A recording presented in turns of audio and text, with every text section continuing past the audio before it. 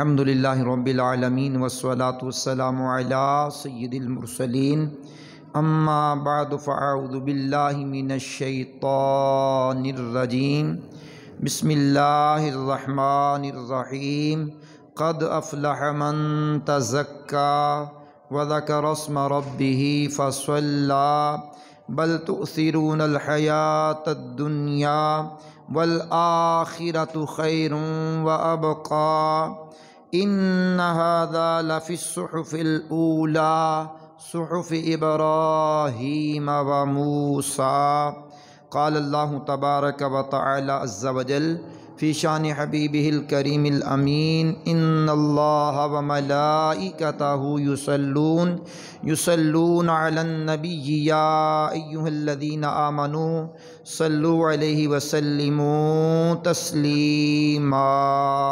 بلند آواز سے درود شریف پڑھیے، اللہم صلی علی سیدنا و مولانا محمد معدن الجود والکرم وآلہ وبارک وسلم صلاۃ وسلاما علیکہ یا سیدی یا رسول اللہ۔ اونچی آواز میں صلاۃ و سلام پڑھیے، الصلاۃ والسلام علیکہ یا رسول اللہ، صلاۃ والسلام علیکہ یا حبیب اللہ، صلاۃ والسلام علیکہ یا نبی اللہ وعلی آلک واصحابک یا نور اللہ۔ اللہ کریم کا کروڑ ہا کروڑ شکر ہے جس کی عطا اور توفیق سے آج ہم روز عید سعید کی خوشیاں یکم شوال المکرم عید الفطر 2023 کی اور یکم شوال المکرم 1444 ہجری کی یہ عید اللہ کریم نے ہمیں دیکھنا نصیب فرمائی ہے۔ رمضان المبارکہ میں تقوی، طہارت، پاکیزگی اور کثرت ذکر و اذکار، صدقہ و خیرات، عبادات، ریاضات میں کامیابی حاصل کرنے والوں کو اللہ کریم نے انعام کے طور پر عید کی خوشیاں عطا فرمائی ہیں۔ اسلام معتدل دین ہے، معتدل، اعتدال، نارمل، افراط و تفریط سے پاک ہے۔ افراط زیادتی، تفریط کمی، افراط و تفریط نہیں ہمارے یہاں۔ مثال کے طور پر شریعت اسلامیہ نے یہ حکم نہیں دیا کہ آپ جنگلات کی طرف نکل جائیں، ساری زندگی نہ شادی کریں، نہ ماں باپ کو ملیں، نہ کوئی رشتہ داروں کو ملیں، ساری زندگی جنگلات میں گزار دیں تو اللہ راضی ہوگا۔ ہماری شریعت اس بات کی اجازت نہیں دیتی۔ اسلام میں رہبانیت جیسی زندگی کو بسر کرنے کا اسلام حکم نہیں دیتا۔ بڑی بڑی لٹیں رکھ لیں، کئی مہینے تک غسل نہ کریں، پھٹے پرانے کپڑے پہن لیں، ٹاٹ اور بوریے کا لباس پہن لیں، ہرگز اسلام اس بات کی بھی اجازت نہیں دیتا۔ طہارت پسند ہے اسلام، اسلام طہارت پسند ہے، صفائی پسند ہے اسلام۔ صفائی اسلام کو مطلوب ہے، صفائی نصف ایمان ہے۔ کھانے پینے کی باری آتی ہے تو اسلام جبر نہیں کرتا، اسلام زیادتی نہیں کرتا۔ روزے رکھوائے، ساری میں ڈٹ کے کھائیے، کس نے منع کیا ہے؟ افطار میں کھائیے، رزق حلال کھائیے، کس نے منع کیا ہے؟ پوری رات کھائیے، کس نے منع کیا؟ اسلام وقت کے مطابق، وقت کے تقاضوں کو سامنے رکھتے ہوئے انسانوں کی تربیت کرتا ہے، اور جو ان سے تربیت لینا چاہے اسلام سے وہ تربیت لے۔ فقط مسلمانوں کی تربیت کو قرآن نہیں کر رہا، پوری انسانیت کی تربیت کی طرف قرآن نے توجہ دلائی ہے۔ جہاں یا ایھا الذین آمنو کے لفظ ہیں وہاں یا ایھا الناس کے لفظ بھی ہیں۔ پوری دنیا کے لوگوں کی تربیت بھی قرآن کریم کرتا ہے، لیکن ہدایت اس سے وہ حاصل کرتے ہیں کہ جو متقی لوگ ہیں، جن کے مقدر میں ہدایت ہوتی ہے، وہ ہدایت یافتہ بن کر کے اللہ کے مقرر بندے بن جاتے ہیں۔ تو میں عرض کر رہا تھا اسلام معتدل دین ہے، معتدل، اعتدال، میانہ روی۔ اسی عالم میں آپ دیکھیں کہ خرچ کے اعتبار سے، بانٹنے کے اعتبار سے، اپنی ذات ہو، گھر والے ہوں، فقراء ہوں، مساکین ہوں، اعزا و اقربا ہوں، تو اسلام کی کتنی خوبصورت تعلیم ہے، وہ بھی معتدل۔ 2.5% حصہ زکوٰۃ کا رکھا، یہ نہیں کہا کہ سارا مال اٹھاؤ اور دے دو کسی کو اور خود فقیرانہ زندگی گزارو، نہ، جتنا تمہارے پاس مال اللہ نے دیا، جتنا مال دیا ہے، پورا سال لطف اندوز ہو اس سے جائز طریقے سے۔ سال گزر جائے تو 2.5%، 40واں حصہ، 100 میں سے 2.5 روپے، 1000 میں سے 25 روپے، لاکھ میں سے 2500 روپے زکوٰۃ نکالو۔ اب پھر زکوٰۃ نکال کے کیا کرو، اس کو آگ لگا دو؟ نہ بھائی نہ، اسلام بڑا خوبصورت دین ہے، بندگان خدا کی خدمت کرو۔ جن کو اللہ نے مال و دولت نہیں دیا، ان کی خدمت کر کے ان کی دعائیں لو، ان کی دعائیں لو، ان کی خوشیوں میں اضافہ کرو، ان کی خوشیوں میں رونق پیدا کرو، ان کے گھر کا نظام چلانے میں خوشیاں پیدا کرو، ان کو خوشیاں بانٹو۔ اسلام کتنا بہترین دین ہے۔ 30 دن گزارے رمضان المبارکہ کے 1444 ہجری کے، ہم نے 30 کا چاند ہوا، 30 روزے رکھے۔ آج یکم شوال المکرم 22 اپریل 2023 کی یہ عید کی خوشیاں، اسلام نے کہا تم نے 30 دن مشقت برداشت کی ہے، چلیے اب اس میں تم نے کامیابی حاصل کر لی ہے، آئیے اب عید کی خوشیاں تمہیں عطا فرما دیتے ہیں۔ اسلام اللہ کا پسندیدہ دین ہے، دین اسلام بڑا حسین دین ہے، معتدل، نارمل، اعتدال والا، میانہ روی والا دین ہے۔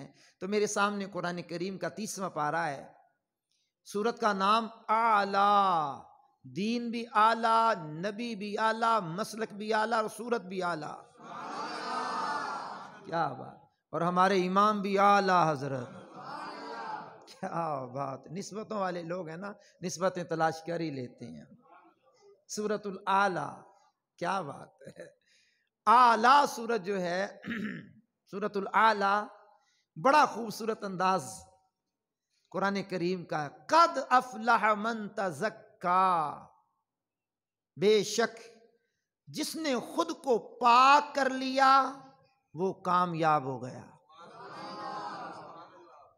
خود کو پاک کر لیا، خود کو پاک کر لیا۔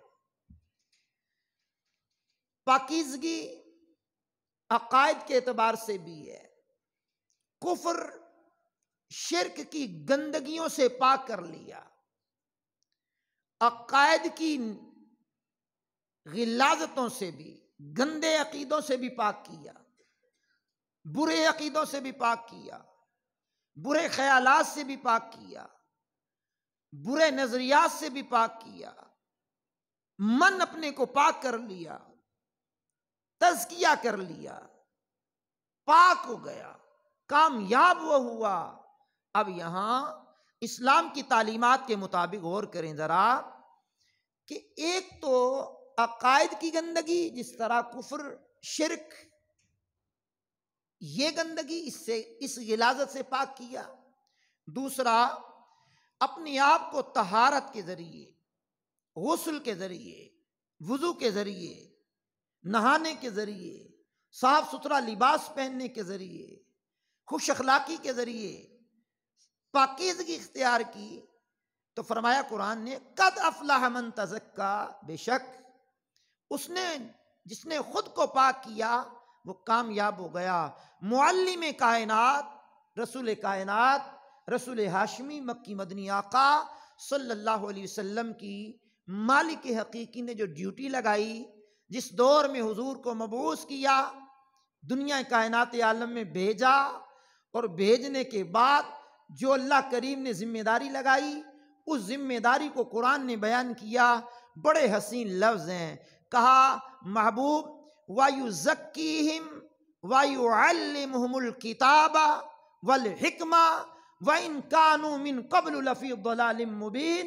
کہا میرے حبیب، ہم نے جو آپ کو بھیج کر مومنوں پہ احسان کیا ہے نا، تو آپ کی ذمہ داری یہ لگائی ہے وَيُزَكِّيهِمْ، آپ دلوں کا تزکیہ کرنے والے ہیں۔ آپ دلوں کا تزکیہ کرنے والے ہیں، آپ دلوں کو پاک کرنے والے ہیں، آپ دلوں کی صفائی کرنے والے ہیں، آپ دلوں کی صفائی و ستھرائی کرنے والے ہیں۔ تو جہاں اسلام ظاہراً صاف ستھرا انسان کو دیکھنا چاہتا ہے، پاکیزگی کے عالم میں دیکھنا چاہتا ہے، تو وہاں اسلام اور بانی اسلام بندے کے اندر کو بھی صاف دیکھنا چاہتے ہیں۔ اس لیے میرے کریم آقا صلی اللہ تعالی علیہ وسلم نے فرمایا، مالک کائنات تمہاری صورتوں کو نہیں دیکھتا، وہ تمہارے دلوں کو دیکھتا ہے۔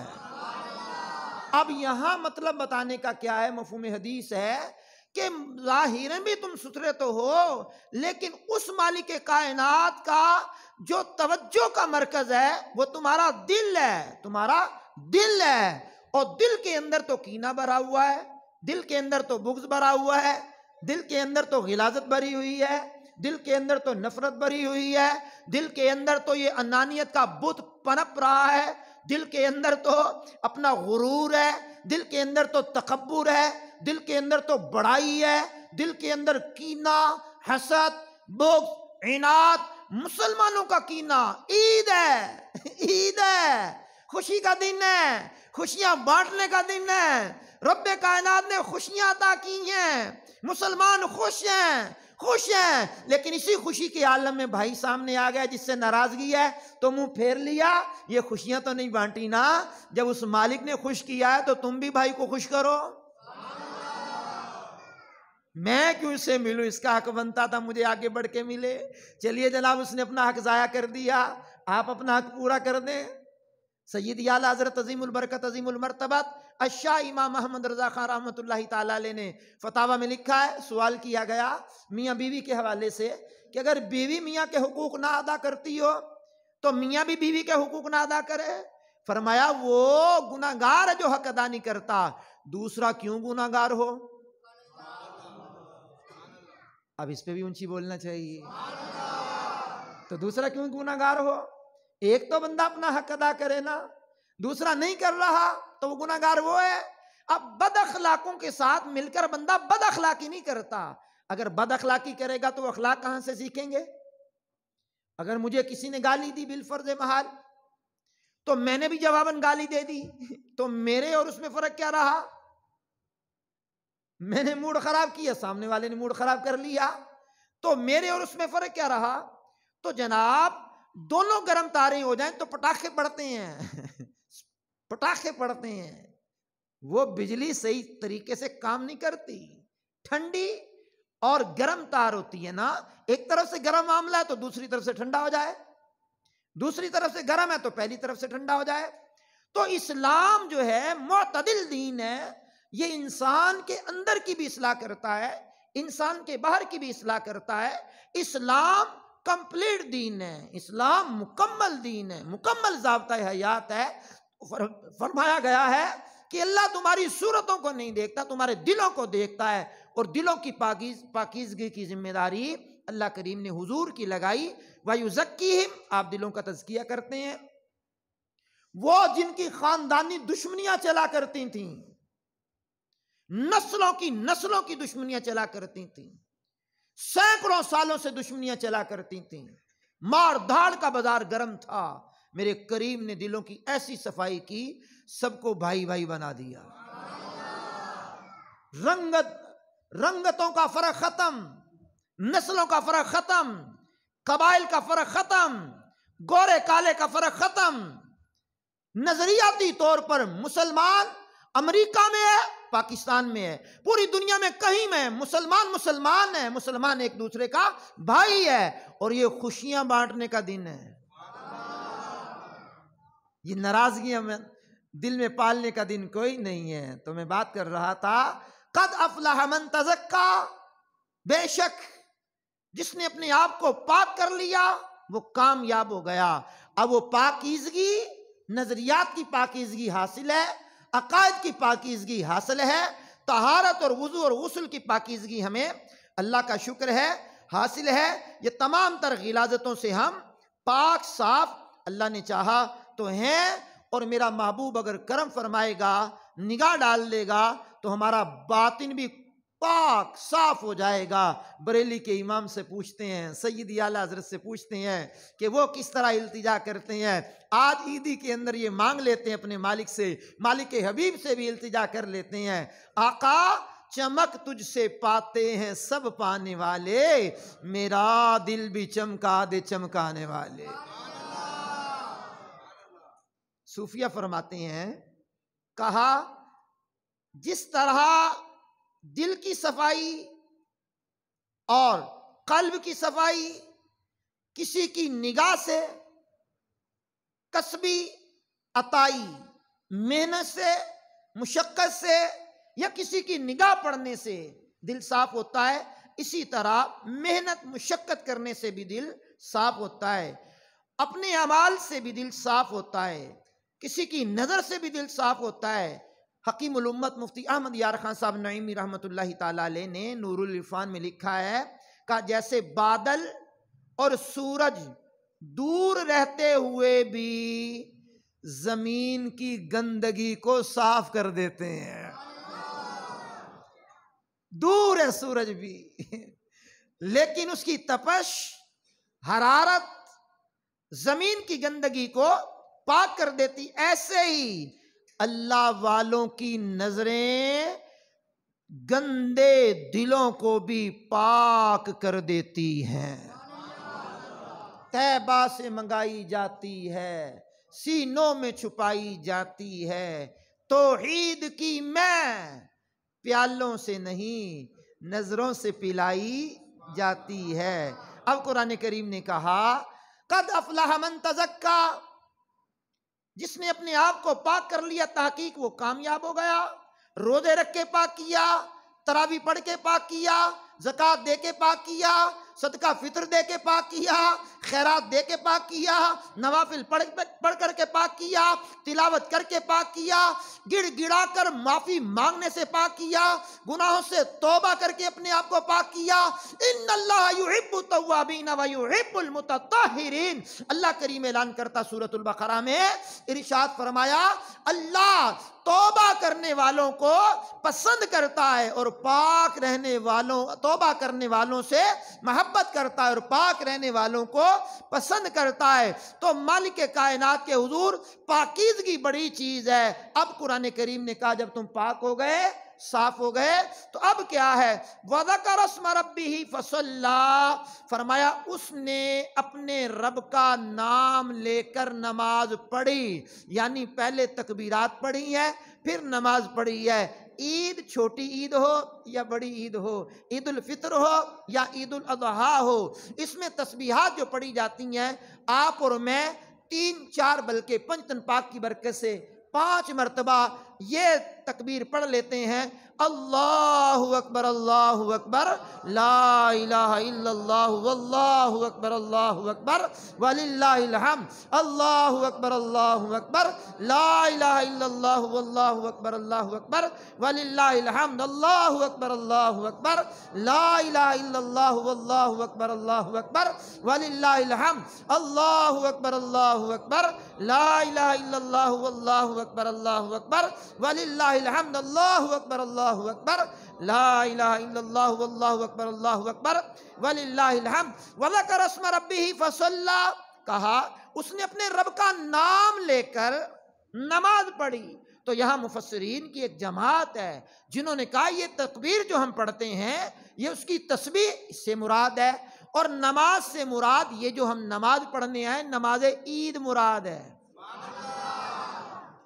نماز عید مراد ہے، نماز عید، عید کی خوشیاں، عید کے اندر اللہ کے حضور کھڑے ہونا، عید کے اندر اللہ کی پاکیزگی بیان کرنا، عید کے اندر اللہ کی وحدانیت کو بیان کرنا۔ اسلام معتدل دین ہے، نارمل، اعتدال پسند، افراط و تفریح سے پاک ہے، افراط و تفریح سے پاک ہے۔ اسلام نہیں کہتا کہ سارا دن مسجد میں بیٹھے رہو، بھائی جان نماز پڑھیے، پھیل جائیے اللہ کی روئے زمین پر، رشتہ داروں سے ملیے، دوستوں سے ملیے، کسی کے ہاں جائیے، شریعت کے دائرے میں رہتے ہوئے کھائیے پی لیجئے، جو شریعت نے کہا جائز کھانا پینا اوڑھنا بچھونا سارا کچھ کیجئے، ظہر تک اپنے معاملات نمٹائیے۔ لیکن ظہر میں جب مسجد سے صدا آئے حی علی الصلاۃ حی علی الفلاح، تو اب اپنے کام کاج چھوڑیے اور اللہ کے حضور آ کر کے جبین نیاز جھکا دیجئے، مالک وہ بھی تیرا حکم ہے، یہ بھی تیرا حکم ہے، اور بلند آواز سے سبحان اللہ کی تسبیح پڑھیے، سبحان اللہ الکریم وذکر اسم ربہ فصلی، فرمایا اللہ کا نام لیجئے، اللہ کے نام کی تسبیح پڑھیے اور پھر نماز ادا کیجئے، نماز عید پڑھیے۔ شکر ہے مالک کائنات کا کہ ہم نماز عید کے لیے آئے ہوئے ہیں۔ اب قرآن کریم نے آگے بیان کیا سورۃ الاعلیٰ کی 14ویں آیت سے شروع ہوا ہوں، 19ویں آیت تک انشاءاللہ ہم پہنچیں گے۔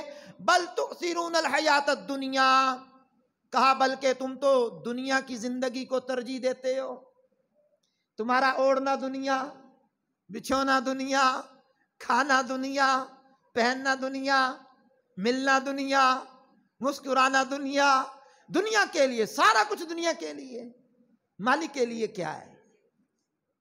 انہی کاموں کے اندر اگر نیتیں اچھی ہو جائیں، انہی کاموں کے اندر کھانے پینے اوڑھنے بچھونے جاگنے سونے چلنے پھرنے میں نیتیں اچھی ہو جائیں تو یہ عبادت بن سکتی ہیں۔ لَقَدْ كَانَ لَكُمْ فِي رَسُولِ اللَّهِ أُسْوَةٌ حَسَنَةٌ کے تحت یہ عبادت بن سکتی ہیں، بن سکتی، لیکن مالک کا کیا ارشاد ہے؟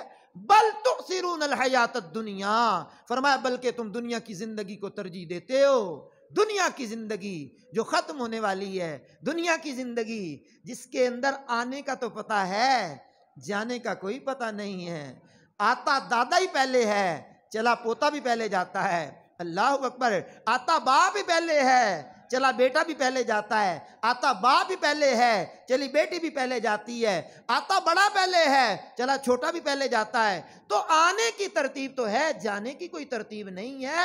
وہ مالک ہے، وہ کچا پھل توڑ لے پکا توڑ لے اس کا ہے، اس نے لے جانا ہے۔ ہاں جب یہ پھل وہ توڑ لیتا ہے روح جسم سے نکل جاتی ہے، جس دنیا کی زندگی کو ہم ترجیح دیتے ہیں اس کی ترجیح دینے میں جب روح نکل جاتی ہے تو میاں صاحب نے بڑے اچھے انداز میں سمجھایا، کہا روح نکلی تے مردہ ہویوں تینوں ہتھ نہ لاؤندے ڈر دے، جنہ لئی تو پاپ کمائے کتھے نے اج تیرے کر دے۔ بل تؤثرون الحیات الدنیا، کہا تم دنیا کی زندگی کو ترجیح دیتے ہو، دنیا کے معاملے کو ترجیح دیتے ہو، تو دنیا کے معاملے کو ترجیح نہ دو، رہو صحیح، کشتی پانی کے اوپر رہے تو ٹھیک ہے، کشتی میں پانی آ جائے تو نقصان ہے، بندہ دنیا میں رہے ٹھیک ہے، دنیا بندے کے اندر نہ ہو۔ بات سمجھے جناب؟ دنیا میں بندہ رہے ٹھیک ہے، اگر دنیا اندر آ گئی تو پھر حرام اور حلال کی تمیز ختم ہو گئی، حرام اور حلال گیا، حرام کہاں کا حلال کہاں کا، ہڑپ ہڑپ کر کے کوئی پتہ نہیں، سارا حرام حلال جائز ناجائز کوئی تمیز نہیں۔ بل تؤثرون الحیات الدنیا، فرمایا تم دنیا کی زندگی کو ترجیح دیتے ہو، تو دنیا کی زندگی کو جنہوں نے ترجیح نہیں دی اور پاکیزگی اختیار کی ہے، قد افلح من تزکا کے تحت پاکیزگی اختیار کی ہے، پھر مالک نے ان کو انعام میں کیا دیا سنیے، کا من عامل صالحا من ذکر او انثی وہو مؤمن فلنحیینہ حیاتا طیبہ۔ قرآن کریم نے کہا جو نیک اعمال کرے، جو نیک اعمال کرے، چاہے وہ مرد ہو چاہے وہ عورت ہو، وہو مؤمن، ہو وہ مومن، ہو وہ مومن، غیر مسلموں کا کوئی عمل اللہ کی بارگاہ میں مقبول نہیں۔ کلمہ توحید و رسالت کے بعد جو عمل کیا جائے گا وہ اللہ کی بارگاہ میں مقبول ہوگا۔ کلمہ توحید و رسالت کے علاوہ جتنے نیک اعمال کوئی کرے مسلمانوں کے علاوہ، دنیا میں اس کو اس کا صلہ دے کر کے کام برابر کر دیا جائے گا، آخرت میں ان کے لیے کوئی حصہ نہیں ہے۔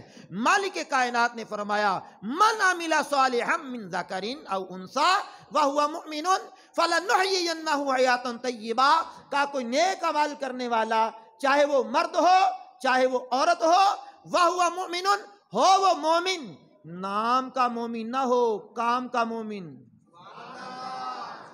اونچی آواز میں سبحان اللہ سنا دو۔ کام کا مومن، کام کا، نام نہاد مومن نہیں، خود بنا ہوا نہیں۔ لقد رضی اللہ عن المؤمنین اذ یبایعونک تحت الشجرہ، وہ جن کو قرآن نے مومن کہا ہے ان پر زبانیں تان دراز کرنے والا نہ ہو، عقیدہ بھی صحیح ہو عمل بھی ٹھیک ہو۔ وَهُوَ مُؤْمِنٌ فَلَنُحْيِيَنَّهُ حَيَاةً طَيِّبَةً، مالک فرماتا ہے پھر ایسے بندے کو ہم پاکیزہ حیات طیبہ دیں گے، پاکیزگی کی زندگی دیں گے، پھر وہ دنیا میں رہے گا، پاکیزگی کے عالم میں رہے گا۔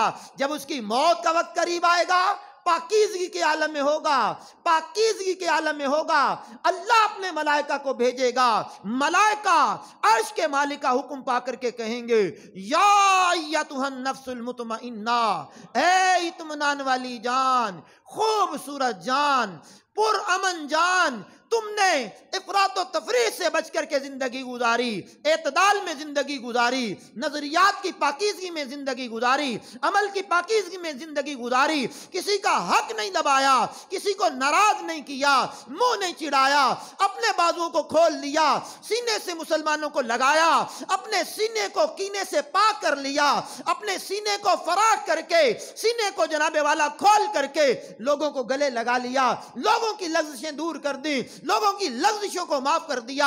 ہاں سنیے، یا ایتھا النفس المطمئنہ، اے اطمینان والی جان، اے پرسکون جان، گرمی کے روزے رکھے لیکن اب سکون والی جان بن گئی ہے، اے اطمینان والی جان بن گئی ہے۔ دنیا کے اندر مال نہ ہونے کی وجہ سے ٹینشنیں لی، قرضہ چڑھنے کی وجہ سے ٹینشنیں لی، قرضہ نہ اترنے کی وجہ سے ٹینشنیں لی، بال بچوں کا رزق کمانے کے لیے ٹینشن لی، ساری ٹینشنیں دور، پاکیزہ زندگی، اطمینان والی جان، اے مطمئنہ نفس، یا ایتھا النفس المطمئنہ، اے اطمینان والی جان، ارجعی الی ربک، نکل اپنے رب کی طرف۔ اب یہاں جسٹس پیر محمد کرم شاہ صاحب الازہری رحمۃ اللہ علیہ نے بڑا ایک پیارا جملہ ارشاد فرمایا، کہا چھوٹا جب بڑے کی طرف جاتا ہے، چھوٹا بڑے کی بارگاہ میں جاتا ہے تو ڈرتا ہے، کانپتا ہے، پتہ نہیں بڑا میرے ساتھ کیا کرے گا، پتہ نہیں بڑا میرے ساتھ کیا کرے گا۔ تھانے کچہری میں جن کا آنا جانا رہتا ہے وہ لوگ جانتے ہیں، ہمارا تو واسطہ نہیں پڑتا، اللہ نہ ڈالے ہمارا واسطہ، لیکن جب بندہ عام بندہ تھانے کچہری کا رخ کرتا ہے وہ ڈرتا ہے، پتہ نہیں میرے ساتھ کیا ہوگا، اور جو روٹین میں آنا جانا رکھتے ہیں ان کو کوئی فرق نہیں ہوتا۔ لیکن مالک نے یہاں بات کو روکا نہیں ہے، فرمایا ارجعی الی ربک راضیۃ مرضیہ، نکل اس حال میں کہ تو اللہ سے راضی ہے، اللہ تجھ سے راضی ہے، یعنی ناراضگی کا کوئی چکر ہی نہیں ہے، ناراضگی کا کوئی چکر ہی نہیں ہے، مالک تجھ سے راضی ہے، تو مالک سے راضی ہے۔ اب سنیے جناب والا، سنیے جناب والا، مالک کائنات فرماتا یا ایتھا النفس المطمئنہ ارجعی الی ربک راضیۃ مرضیہ فادخلی فی عبادی، اور آجا میرے خاص بندوں میں داخل ہو جا، بڑی تو نے دنیا میں محنتیں کی ہیں، بڑی مشقتیں کی ہیں، اب میرا خاص گروہ ہے، میرے خاص گروہ کے اندر آجا، فادخلی فی عبادی، میرے خاص بندوں میں آجا، وادخلی جنتی، اور میری جنت تیرا انتظار کر رہی ہے۔